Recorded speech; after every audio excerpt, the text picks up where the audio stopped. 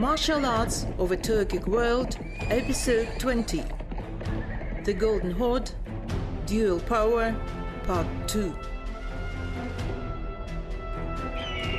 See in the documentary series The Turkic World Continuation about the most significant, in our opinion, states, the Golden Horde's successors, which played an important role in the geopolitics of Eurasia in 15th to 18th centuries.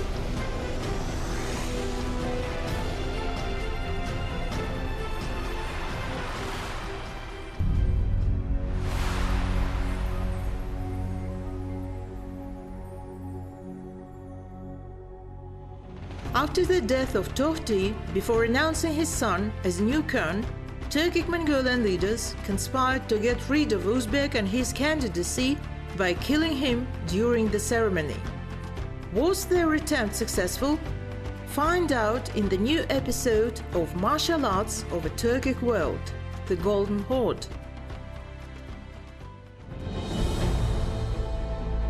Despite all these difficulties, just in early 14th century there was an upsurge in the productive forces of the Golden Horde. By that time, state and public orders had been formalized into a military feudal system. By that time, both Sarais, Sarai Batu and Sarai Burke had become large and rich craft and trade cities. Tohti began to rule in a very difficult and complicated political situation. The struggle against Nogai took a lot of effort and money. The victory came to him after a long and hard-fought battle. In the same year, 1300, a drought began in the Golden Horde, lasting for about 3 years. The drought was followed, according to Al-Makrizi, death of horses and sheep, which reached the point that their residents had nothing to eat and they sold their children and relatives to their merchants who took them to Egypt and other places. According to most sources, Tohti was not a Muslim, but adhered to paganism. Perhaps he was a Buddhist, which didn't prevent him from pursuing a patronizing policy towards Muslims.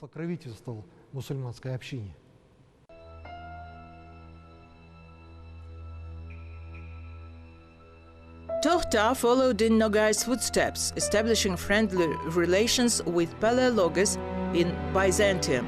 Friendship, as in the case of Nogai, was sealed by family ties. Muraya, illegitimate daughter of Emperor Andronicus II, became one of Tohti's wives. As before his predecessors, Tohti faced the matter of relations with Hulaguid Iran. Tohti's reign corresponds to Hulaguid's, the reign of Kayhat, Baidu, Ghazan Khan, and Ul-Jaib.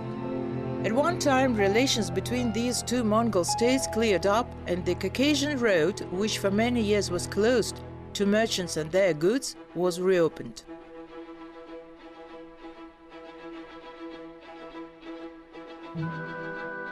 Tohti Khan pursued a policy of strengthening central power and supporting cities. Under him, monetary unification reform was carried out and the administrative system was regulated. He resumed diplomatic relations with Mamluk Egypt. With his death, the history of Batu's Mongol state actually ended.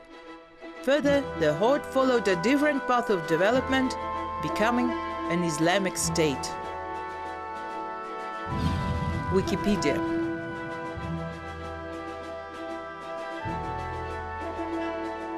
Restoration of order in the Golden Horde couldn't but affect also Russian affairs.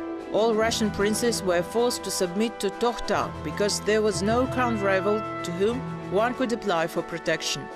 Thus, outwardly submission of Rus to the Khan was restored.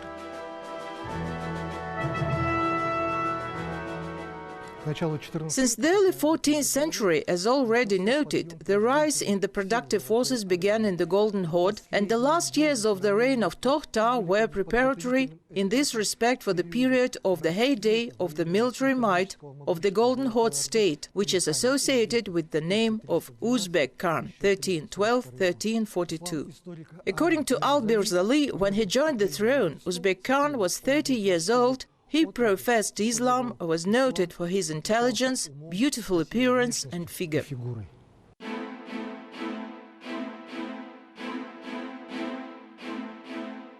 Uzbek was Toghrulji's son, Mengu Timur's grandson.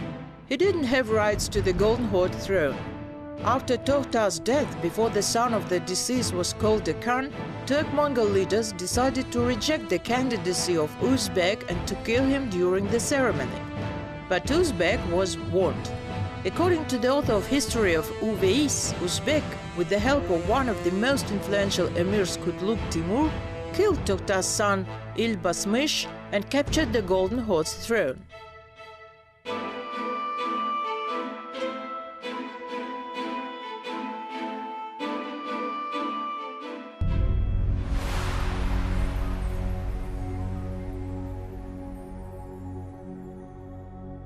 При помощи Беклярбека, то есть военного министра, другими словами говоря. With the help of Beklar-Bek, the minister of war, namely Tugluk Timur, young Uzbek ascended to the throne.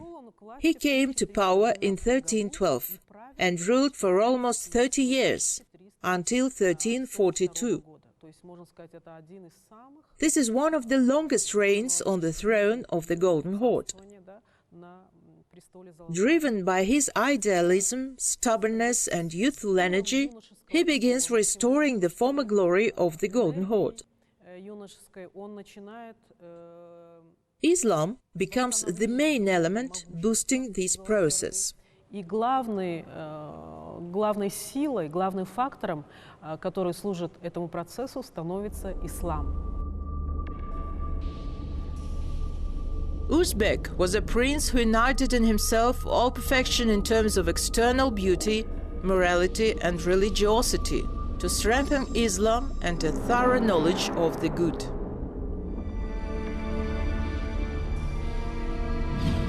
Continuation of collection of Rashid ad-Din's chronicles.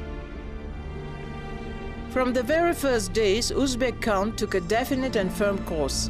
Having enthroned Uzbek, Kutluk Timur began to play a big role in the life of the country, primarily as the governor of Khorazm. According to Al-Aini, at first he managed the government of the state, organization of its affairs and tax collection in it. Thanks to Kutluk Timur's advice, Uzbek Khan quickly freed himself from a number of rivals and enemies, killing in the most insidious way the most dangerous of them. It is known that Uzbek Khan was considered the main conductor of Islam among the feudal upper classes of the Golden Horde society, issued an order to kill shamans who played a huge role in the social life of the Turk-Mongols and Buddhist lamas. Of course, it's not worth exaggerating the role of Buddhism in the Turk-Mongols' life in the second half of the 13th century and in the early 14th century. It could hardly be very noticeable in the life of Mongol people. It is evident that Sufism didn't have any resistance to Islam. Shamanism is another matter. Shamans firmly held the masses of the Golden Horde in their hands for a long time after the official acceptance of Islam by the leaders of the Golden Horde society under Uzbek Khan.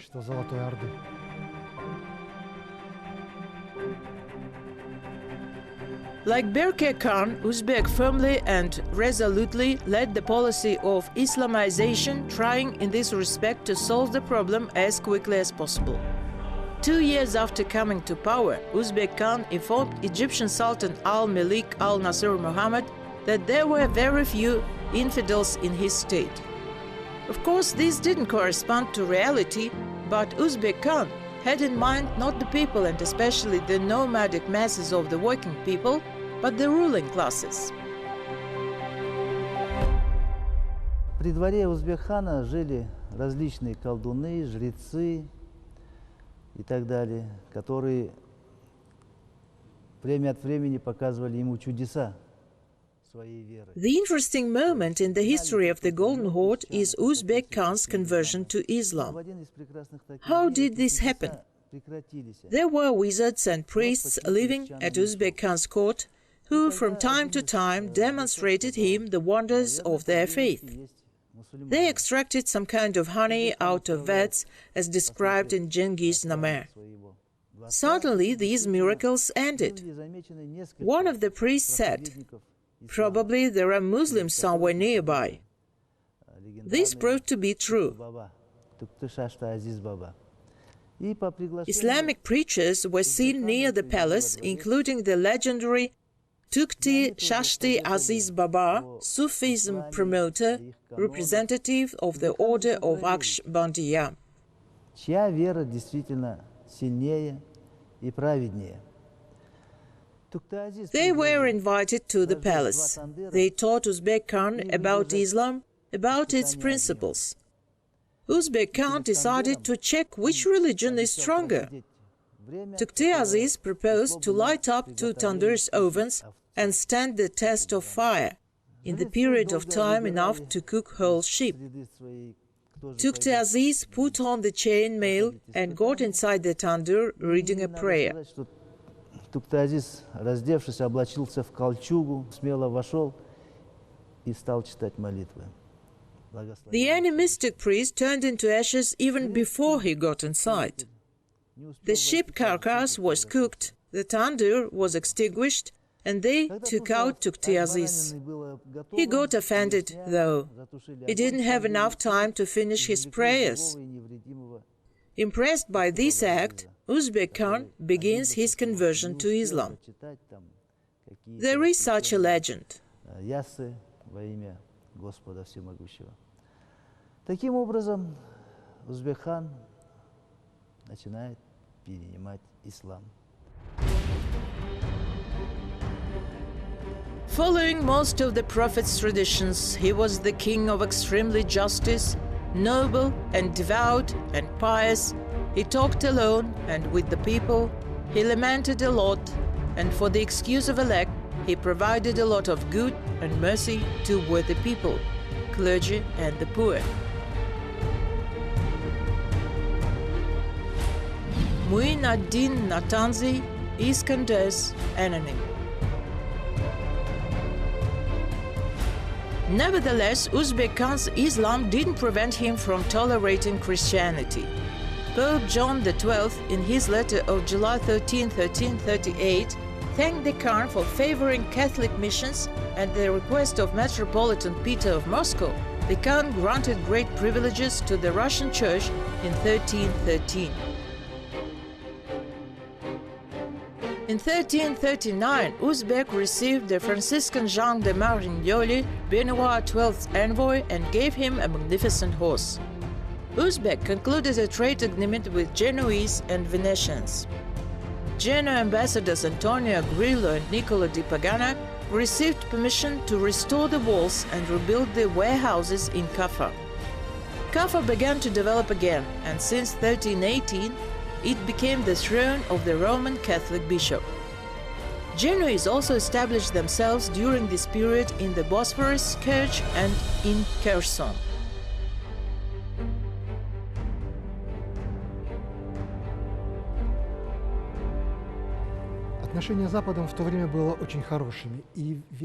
Relations with the West were good at that time, and tolerance of the Turk-Mongols allowed the Franciscans to turn the Kipchaks from Orthodoxy and to convert them to Roman Catholicism.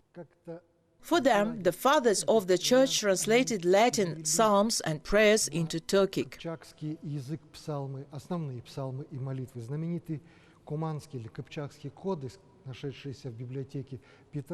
The famous Koman Kipchak code stored in the library of Petrarch contains a glossary and Kipchak literary texts, mostly religious ones, written in 1294, 1295, and the continuation dates back to 1340. The alliance with Egypt and conversion of monarchs to Islam led to profound changes and to slow but sure penetration of this religion into the masses, especially in the 14th century. Uzbek maintained an active relationship with Egypt. In 1314, Sultan al-Malik al-Nasr expressed his desire to marry a princess of Juchits.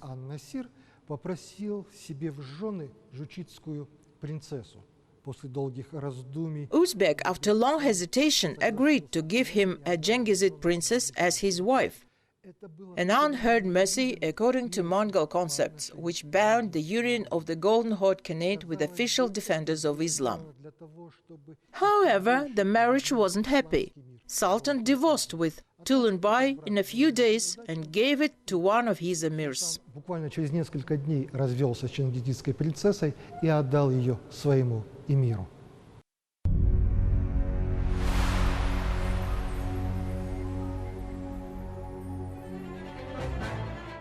Uzbek's troops in different combinations operated not only on the border but also on the Hulaguid territory.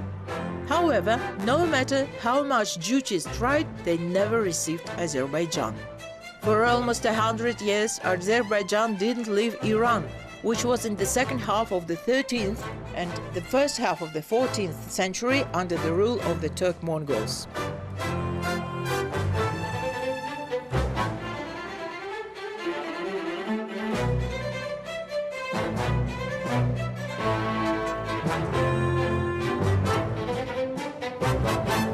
Следующим шагом начинается усиление его позиций именно на территории Руси. В связи с тем, что apart from strengthening positions of Islam as one of the state-forming factors, he continues attempts to conquer the lands of the Caucasus.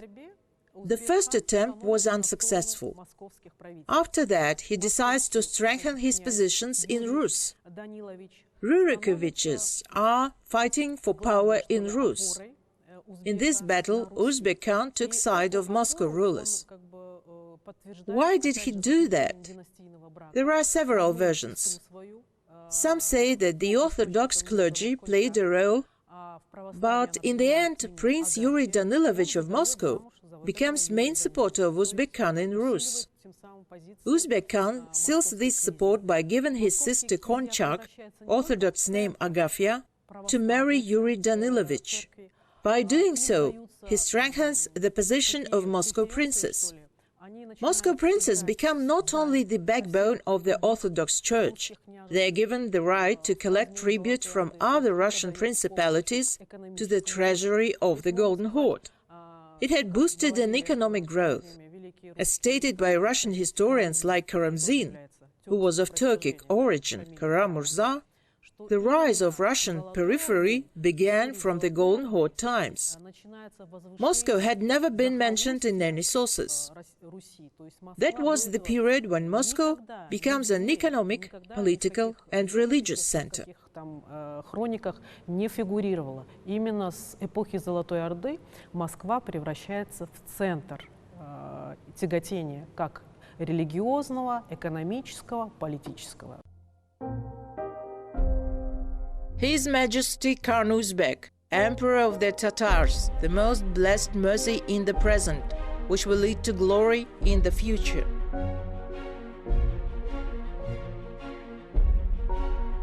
From the letter of Roman Pope Benedict,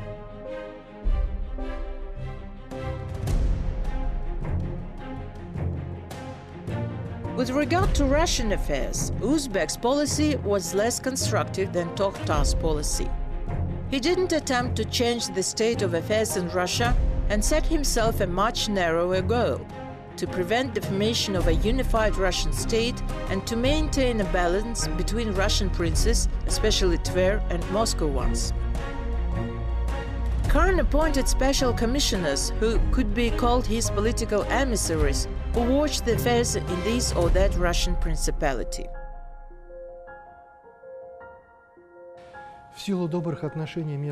Due to good relations between Ivan I and Uzbek Khan, life on the Moscow land seemed safer than in any other place, and the population grew rapidly. Ivan I added a few words to his own title, and the whole Russia. This expansion of Grand Duke's title had a profound significance. It marked the beginning of movement towards the unification of Rus and readiness of Moscow Prince to take the leading position in this process. Besides, he showed in every possible way his devotion to Uzbek Khan. Moscow princes prepared their glorious future just as the executors of Khan's will.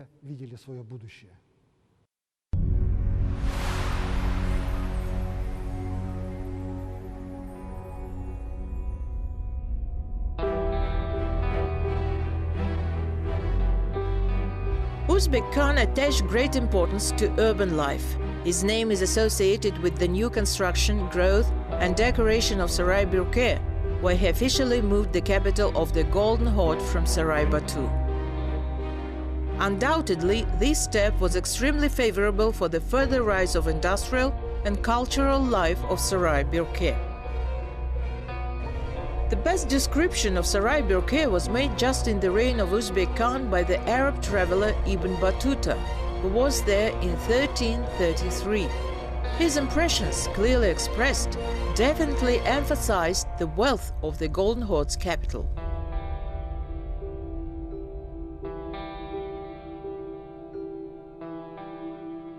Когда мы говорим о понятии хозяйственно-культурный тип, мы говорим хозяйственно-культурный, то есть логистический, да? Вот низовье Волги — это вот нынешний Волгоград. When we talk about the concepts of the economy and culture, the logistics, the lower reaches of the Volga, Volgograd today, where Yedil, Volga and Don rivers merge, it was a strategic location. Whoever controls it gains influence for many kilometers around. It was always this way. On one side, it allows controlling latitudinal routes, the North Caspian trade route. On another, the meridional Volga-Baltic route. Fur trade from the Urals and Siberia on the river. The river is transportation means.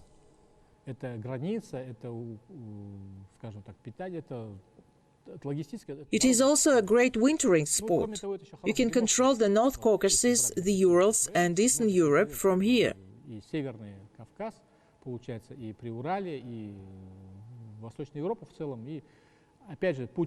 Also, the road through Khwarezm leads to these vital routes.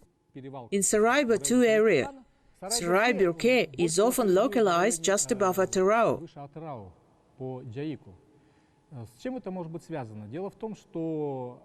The thing is that the horde is a nomadic structure. It is placed near key events from Khwarezm, from Mawarana. When it comes to the Kurultai of Talas, when it comes to the battles between Ugedaites, Tuluites, Chagataites, all these are very important for Juchites. Therefore, being at the right distance, not too close and not too far, such location, above Atarau, was a logistically very convenient place.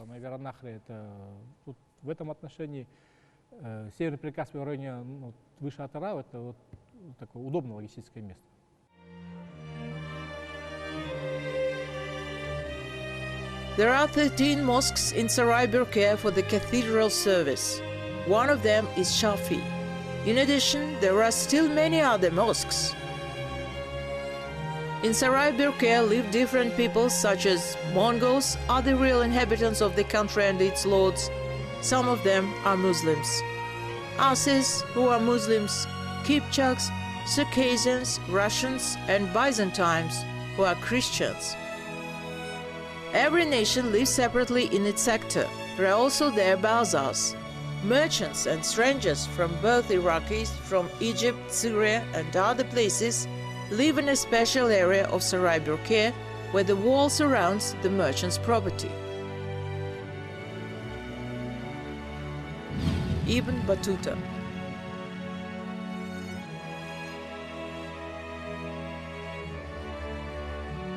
Six peoples lived in Saray Birke: Mongols, Alans, Kipchaks, Circassians, Russians and Greeks, and each nation had its own district in the city.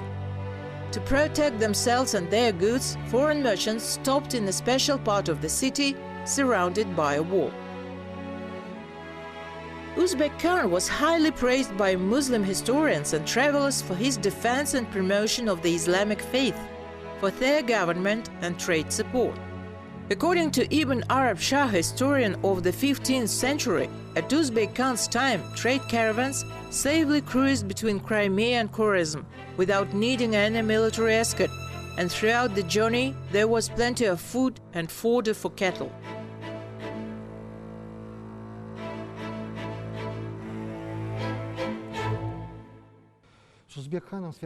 A huge construction is associated with Uzbek Khan.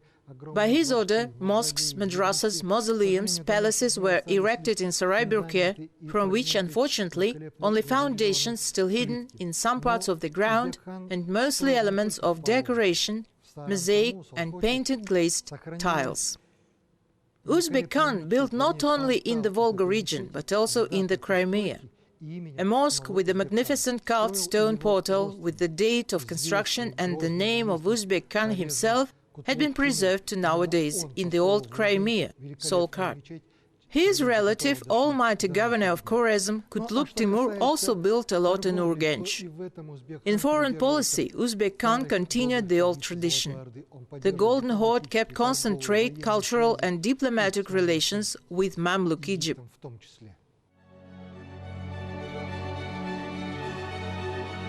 Uzbek's court was famous for its luxurious receptions, which were given every Friday in the Golden Tent. The celebration of the fasting was especially splendid and elegant. Золотая Орда действительно реально уже с эпохи Мингу-Тимура превращается в европейскую державу. The Golden Horde becomes a European power since the days of Mengu Timur. All states recognize it. Byzantine Empire, Eastern Europe, the Black Sea states, Genoa and Venice, Egypt from the other side. All this suggests that the scale of influence of the Golden Horde is not limited to the territory it ruled over. Rus is the right wing of the Golden Horde. The left wing is Akorda, our territories, up to Lus of Chagatai. Правое крыло Золотой Орды, левое крыло это Акорда, да, наши территории, вплоть до там, значит, Чагатайской. Southern borders, Otrar, Signak, Sauran, southern areas of modern Kazakhstan, those were the southern boundaries of the Golden Horde. Not to mention Lithuania and Poland. They were suzerains of the Golden Horde. They called for help when Teutonic Knights and others invaded their territories. The Golden Horde was a world power. Если осуществлялись какие-то, значит, военные действия там, со стороны там, тевтонских рыцарей там, и так далее. То есть Золотая Орда – это мировая держава, современным языком говоря. Uzbek Khan strengthened the positions of the Golden Horde with the help of religious, political and economic factors. There is an interesting fact. On the one hand, he strengthened Rus through Moscow, and on the other, he had the most brutal punitive campaigns. All protesters were killed by a firing squad of Uzbek Khan. Why was it that the Moscow state was in such favorable position? Кто каким-то образом проявлял, значит, свою какую-то, хотел проявить свои свободолюбивые какие-то действия или неподчинение, проявлял неподчинение со стороны, со своей стороны. Apart from the dynastic marriage, in addition to gaining the right to collect tributes from all other territories, Uzbek Khan eliminated all rivals of the Moscow Principality. Московское государство оказалось как бы в наивыгодном состоянии. Кроме заключения вот этого династийного брака, кроме получения преференций на сбор дани со всех других территорий, Узбек хан вот этими карательными акциями он уничтожил всех других соперников Московского княжества. Your High Majesty, Sultan, Great Brother, amiable, knowledgeable, fair, greatest Khan, Sultan of Islam and Muslims, Sultan of Mongols, Kipchaks and Turks, the beauty of modern rulers, the pillar of Genghis Khan's house, the owner of the throne and crown, support God-fearing, treasure of believers.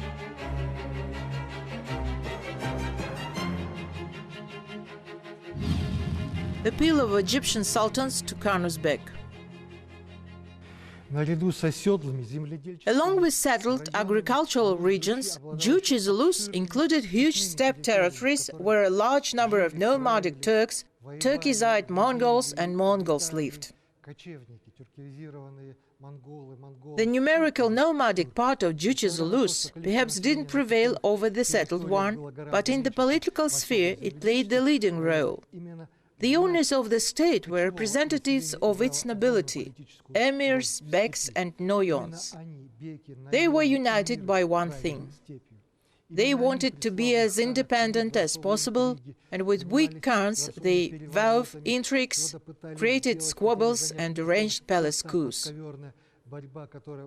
But more about these you will know in our next episodes. Характерная и для Золотой Орды. Но об этом в следующей серии.